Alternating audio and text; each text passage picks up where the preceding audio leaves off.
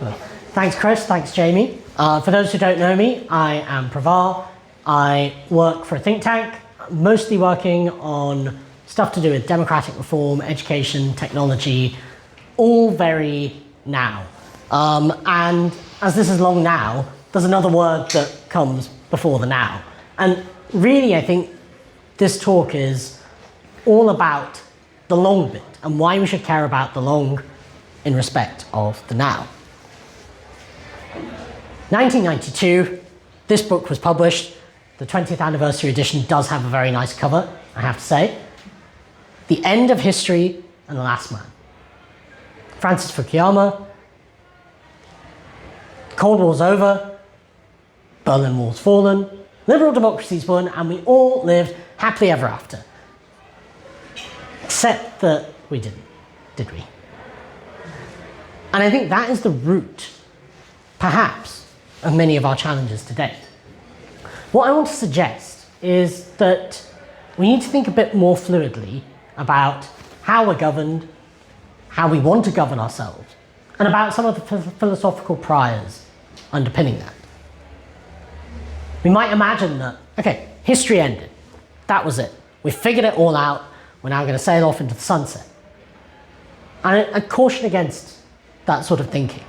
In fact, what we do need to think about is there are iterative, constant processes of change that are going on and on and on and on. How do we adapt? How do we move forward with reference to what's come before? And that is really, I think, what the long bit tells us, what history tells us. Simple but great example, Athens. A tyranny, then a democracy, then an oligarchy, then a democracy again, then we had monarchies ruling, then at some point there was a military coup, and now with something of a democracy with a Eurozone crisis in the middle. The UK. Go back to the 1640s, and you have people talking about written constitutions, popular sovereignty. And then we decided that we wanted a king again. You had people talking about proportional representation in legislatures in the 1800s.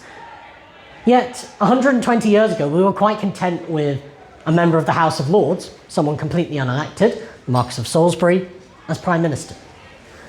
We don't deal with straight lines when we look at history. Things go up and down and up and down and up and down. And you see this across histories, across geographies, across time, more generally.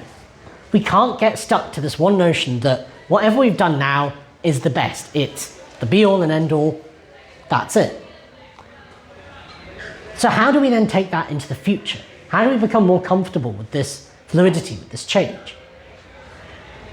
What can the past tell us about the future? Everybody loves or hates, or loves to hate, or hates to love tech these days. But I think it's fairly undeniable that the way technology is developing, it's going to change the way that we're governed. Misinformation, manipulation, God knows what, massive corporate control of everything. But will it also open up new opportunities? Ancient Athens, other societies found ways of bringing people into decision making. What does that look like in an age where it's quite possible, 10 years down the line, people could be engaging with democratic processes from a smartphone with mobile data? That is not too far ahead of us. We appear to be ruining the planet, but yet there are so many ancient cultures with a sense of our fundamental human interconnectedness with nature. What does that look like in a governance system? You've got the Wanganui River in New Zealand that has rights. Is that the future? Is that a way of fostering this sense of connection? I don't know, but there's experiments going on across the world. Can we think outside of the current boxes that we live in? Imagine new futures with reference to the principles and the ideas that have come before us. So to conclude, really, let's not get stuck, let's not get bogged down where we are. History hasn't ended. In fact, it's a non-end. But how do we look back at the past, understand the principles that work, and then take those forward into the future to craft something that is much better, much more sustainable, and much more wholesome for everyone involved? Thank you.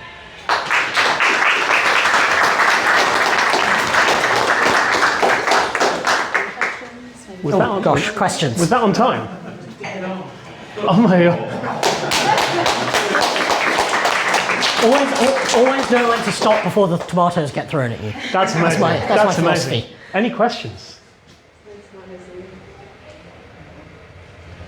I don't have a question. Yes. We're all in agreement. Yes. Yeah. Yes, the question. You mentioned that river has rights. Yes. Could you say a little bit more about that? Yes, so this river, and there's another forest in New Zealand and similar models in other places across the world. And this is very, like, excuse me if I kind of get into like rights of nature specificities and New Zealand. So as part of the, I don't know whether parallel legal system is exactly the right word, but off the top of my head, there are efforts and have been efforts in New Zealand to preserve Maori culture, Maori traditions, and Maori ways of interacting with the world and governing the world. Under that, there's foundations and trusts that have been set up on Maori governance principles to govern this river, to govern a forest, as a means both of environmental protection and of upholding Indigenous rights. There are examples in other countries, I think Bangladesh, India, that are less rooted in Indigenous culture. You've got Ecuador that gives rights to all nature. And it's part of a movement that's been steadily growing over the last 15 years that suggests that to maximize current environmental protection, how can we go beyond just seeing the environment as something to be used, but a partner in a co-equal system with everybody, and rights recognition is a means of establishing in law that sense of equal partnership. I don't know if that was a good answer or not, but yeah, Pretty good. there. That covers it. Anything else? Grab or go up and talk to Pravar afterwards. Brilliant. Thank you so much.